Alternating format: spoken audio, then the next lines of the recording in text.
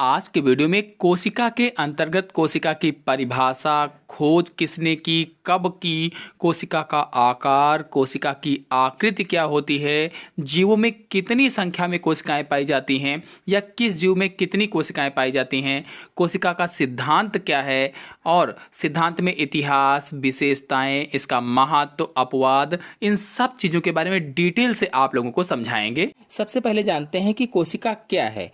तो कोशिका जीवों की संरचनात्मक व क्रियात्मक इकाई है, अथवा हम इसे ऐसे भी कह सकते हैं कि जीवधारियों का शरीर बहुत से छोटे छोटे कोष्ठों से मिलकर बना होता है। छोटे छोटे कोष्ठों से, इन्हीं कोष्ठों को कोशिका अथवा सेल कहा जाता है।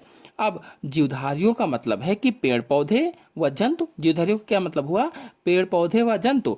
तो ये सभी जीवधारी हो गए। अब इन सब का शरीर कैसे बना है? कोशिकाओं से मिलकर बना होता है।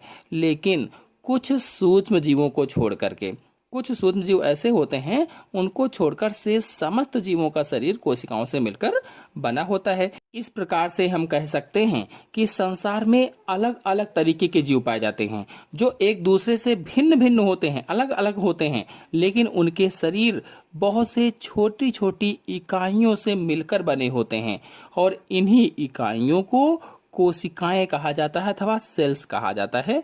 इतने से ही कॉम्पिटिटिव एग्जाम्स में एक प्रश्न पूछा जाता है, जैसे प्रत्येक जीवधारी की सूक्ष्मतम संरचनात्मक इकाई है, और 4 ऑप्शन दिए गए हैं: कोशिका, माइटोकॉन्ड्रिया, राइबोसोम, केंद्रक। तो सबसे सूक्ष्मतम इकाई क्या होगी? कोशिका अथवा सेल होगी। हम बता देंगे, सबसे छोटी इकाई कोशिका होती है। सेल या कोशिका शब्द की उत्पत्ति लैटिन भाषा के सेलुला शब्द से हुई। सेल अथवा कोशिका शब्द की उत्पत्ति किससे हुई है?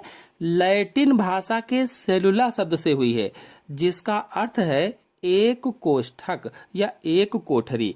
प्रश्न पूछा जाए कि कोशिका की उत्पत्ति किस भाषा के शब्द से हुई है, तो बताएंगे लैटिन भाषा के शब्द से। और लैटिन भाषा का शब्द कौन सा था? तो सेलुला था, सेलुला। चलिए जानते हैं कि कोशिका की खोज किसने की, कैसे की और कब की। तो इंग्लैंड के वैज्ञानिक रॉबर्ट हुक ने सन 1665 ईस्वी में कार्क की पतली काट में कोशिका की खोज की थी।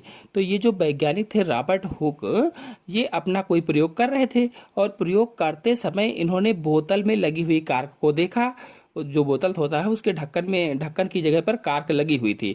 तो उस कार्क को देखा इन्होंने, इनके मन में विचार आया कि इसको काट कर देखा जाए।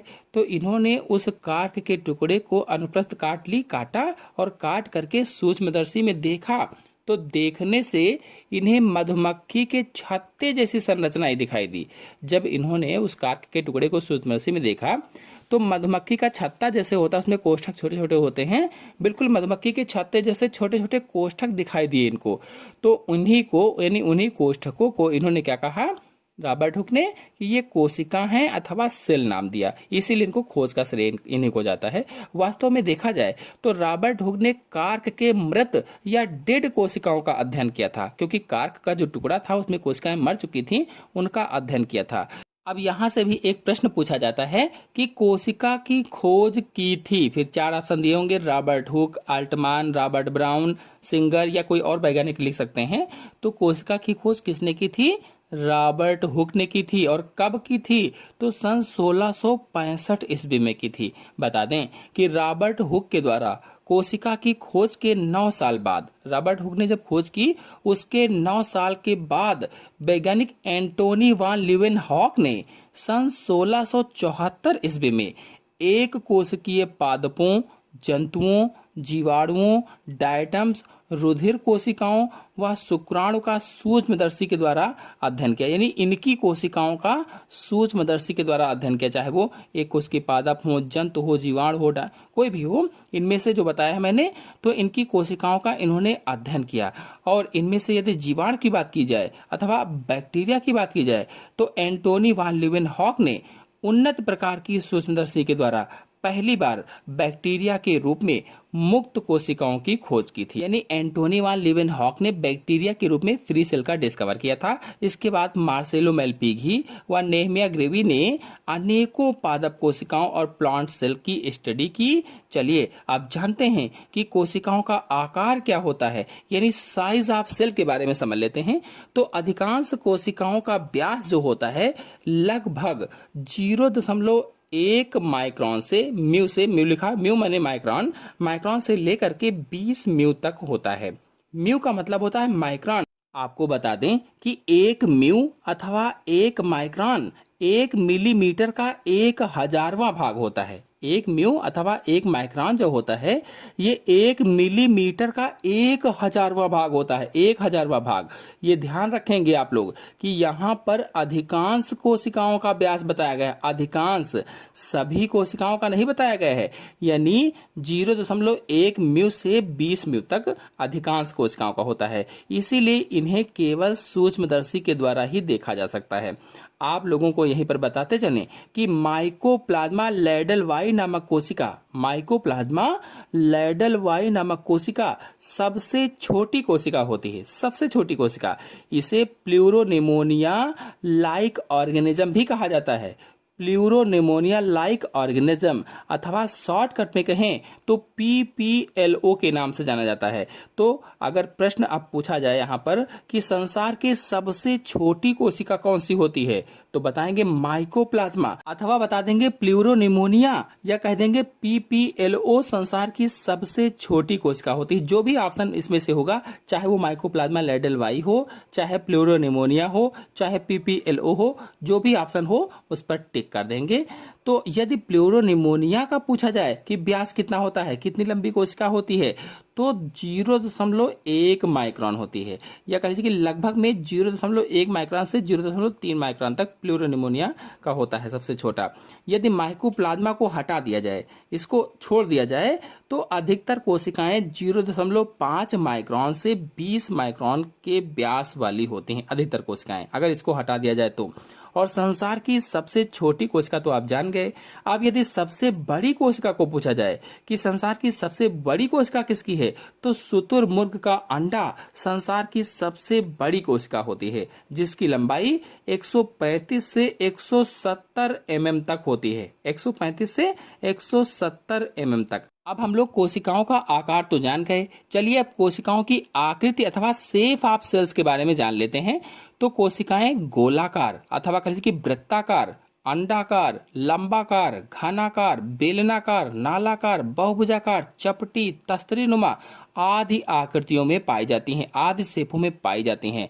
मतलब स्थिति व कार्य के आधार पर कोशिकाएं अलग अलग आकृति की होती हैं। और मैंने बताया आपको कि गोलाकार, अंडाकार, बेलनाकार, घनाकार, पंचकोणीय, खटकोणीय अलग अलग प्रकार की कोशिकाएं पाई जाती हैं जीवों के शरीर में। चलिए जानते हैं कि जीवों में इनकी संख्या कितनी होती है, कितनी संख्या पाई जाती है।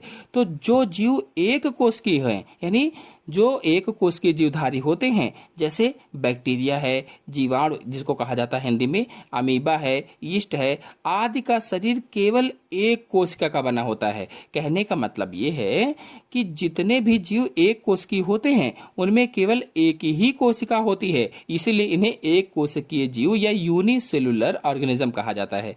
अब जो बहुकोशिकीय जीव होते हैं उनके शरीर में उनके आकार के अनुसार अधिक कोशिकाएं होती हैं, जैसा आकार उसके अनुसार अलग अलग प्रकार की अलग अलग संख्या में कोशिकाएं होती हैं।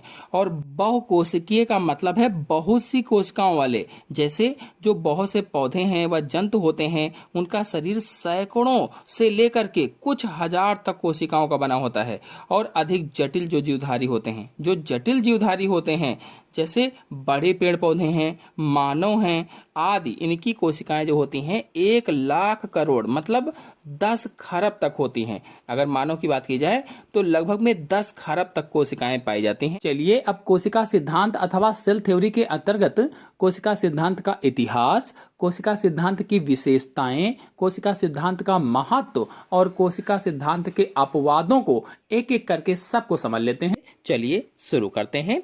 तो मैथियास लाइडेन नामक वैज्ञानिक ने सन 1838 ईस्वी में बड़ी संख्या में पादप ऊतकों का निरीक्षण किया, यानी प्लांट टिश्यू का निरीक्षण किया और पाया कि वह सभी एक अथवा अनेक प्रकार की कोशिकाओं से बने होते हैं या बने हुए हैं। मतलब स्लाइडेन ने सन 1838 ईस्वी में, सन जरूर याद रखेंगे, सन 1838 ईस्वी में पौधों के ऊतकों का अध्ययन किया, टिश्यूज का अध्ययन किया, प्लांट टिश्यू का, और उसकी स्टडी करने के बाद इन्होंने पाया कि पौधों में जो ऊतक हैं या जो टिश्यू हैं ये एक या अनेक तरीके की कोशिकाओं या सेल्स से मिलकर बने हुए हैं। और उसी समय सन 1839 ईस्वी में, 1839 ईस्वी में थियोडर स्वान वैज्ञानिक थे, थियोडर स्वान ने कई प्रकार की जंतु कोशिकाओं या कह लीजिए कि एनिमल सेल्स का अध्ययन किया अथवा एनिमल सेल्स का निरीक्षण किया, ये कह सकते हैं। और फिर इन दोनों वैज्ञानिकों ने मिलकर, यानी मैथियास लाइडेन और थियोडर स्वान ने मिलकर के अपने अध्ययन के आधार पर कोशिका सिद्धांत अथवा सेल थ्योरी का प्रतिपादन किया। इन दोनों के अनुसार सभी सजीव कोशिकाओं के बने होते हैं अथवा सेल्स के बने होते हैं। और सभी सजीव का यहाँ पर मतलब है कि पादप यानी प्लांट और एनिमल और बैक्टीरिया भी इसी में जोड़ लीजिए, जितने भी सजीव हैं वे सभी कोशिकाओं के बने हुए हैं। और सभी सजीवों की क्रियाएं जो होती हैं उनकी कोशिकाओं की क्रियाओं का परिणाम है। इसका मतलब ये हुआ, इनका कहने का ये मतलब था कि सजीवों के शरीर की सारी क्रियाएं कोशिकाओं की क्रियाओं पर आधारित होती हैं, यानी जैसी कोशिकाएं कार्य करती हैं उसी तरह से उनके शरीर की सारी क्रियाएं होती हैं। और इसके बाद विर्चो वैज्ञानिक थे, इसके बाद विर्चो ने सन 1855 ईस्वी में कोशिका सिद्धांत का विस्तार किया। विर्चो जो वैज्ञानिक थे इन्होंने 1855 में कोशिका जो सेल थ्योरी थी उसका विस्तार किया। मतलब इन्होंने सेल थ्योरी को आगे बढ़ाया और इन्होंने बताया कि कोशिकाएं पूर्ववर्ती कोशिकाओं से बनती हैं, पूर्ववर्ती। और इन्होंने विश्वविख्यात कथन ओमनिस सेलुला ई सेलुला दिया, यानी ओमनिस सेलुला ई सेलुला किसका कथन था पूछा जाए प्रश्न में तो बताएंगे विर्चो का था। विर्चो ने प्रतिपादित किया था ये कथन। और इस कथन का मतलब ये था कि सभी जो कोशिकाएं होती हैं पहले से उपस्थित कोशिकाओं के द्वारा ही उत्पन्न होती हैं, यानी जो पहले से कोशिकाएं होती हैं उन्हीं से नई कोशिकाएं बनती हैं।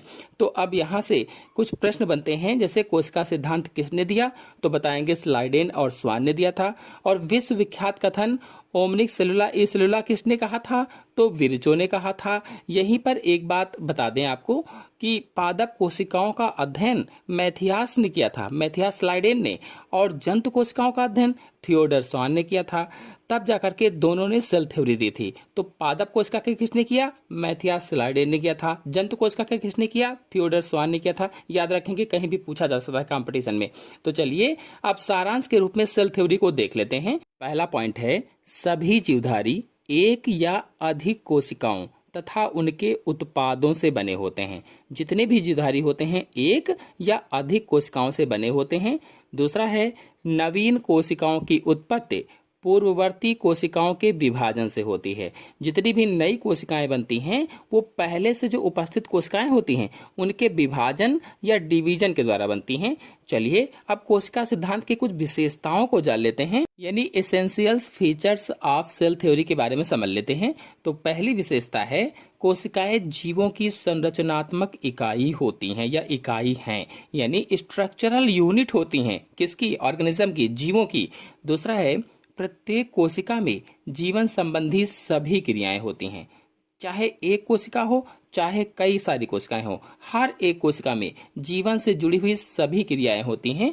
और कोशिकाएं उपापचय अथवा कह लीजिए कि मेटाबॉलिक क्रियाओं की इकाई हैं, उपापचय या कह लीजिए कि मेटाबॉलिक क्रियाओं की। और तीसरा है कोशिकाएं आनुवांशिक एकक हैं, आनुवांशिक एकक मतलब कोशिकाएं आनुवांशिकता की भी इकाई हैं, ये इसका मतलब हुआ। और अगला है नई कोशिकाएं केवल पूर्ववर्ती कोशिकाओं के विभाजन से ही बनती हैं। तो ये कुछ विशेषताएं थी। आइए देखते हैं कि कोशिका सिद्धांत का महत्व क्या है, सिग्निफिकेंस ऑफ सेल थ्योरी क्या है। तो कोशिका सिद्धांत का आधुनिक रूप बैक्टीरिया से लेकर मनुष्य तक सभी जीवित प्राणियों के बीच में संरचनात्मक और क्रियात्मक समानता को प्रदर्शित करता है। सबसे बड़ा महत्व है। पहला पॉइंट है किसी भी प्राणी में तथा शरीर के किसी भी भाग में पाई जाने वाली कोशिकाओं की मूलभूत संरचना समान होती है। कोई भी प्राणी है या शरीर का कोई भी भाग है, उसमें जो कोशिकाएं पाई जाती हैं उनकी मूलभूत जो संरचना होती है वो समान होती है, एक जैसी होती है। और सभी में कोशिका कला का बाह्य आवरण होता है। जो कोशिका कला होती है, जो बाह्य लेयर होती है, वो सभी में आवरण के रूप में पाई जाती है। और सभी में कोशिका द्रव्य तथा इसके अंदर केंद्रक पाया जाता है। जितनी भी कोशिकाएं होंगी उन सभी में कोशिका द्रव्य होगा, जो पदार्थ भरा रहता है गीला गीला सा, और उसके अंदर केंद्रक भी होगा। और यह संरचनात्मक एकता को प्रदर्शित करता है। कहने का मतलब यह है कि जो कहा गया कि संरचनात्मक इकाई है तो इसको एकता को प्रदर्शित करता है। यानी कोशिका कला भी सभी में होगा, कोशिका द्रव्य भी सभी में होगा, केंद्रक भी होगा। तो ये क्या मतलब हुआ? इसका मतलब हुआ कि संरचनात्मक एकता को प्रदर्शित करता है। फिर दूसरा है, सभी प्रकार की कोशिकाओं में मूलभूत क्रियाएं अवश्य पूर्ण रूप होती हैं। अवश्य पूर्ण रूप मूलभूत क्रियाएं कौन कौन सी होती हैं? जैसे पोषण है, श्वसन है, उत्सर्जन है, जनन है, ये क्या है? मूलभूत क्रियाएं होती हैं। तो कहा गया है कि सभी प्रकार की कोशिकाओं में मूलभूत क्रियाएं अवश्य पूर्ण होती हैं, पूरी होती हैं। और यह क्रियात्मक एकता को प्रदर्शित करता है। क्रियात्मक एकता को कौन दिखाता है?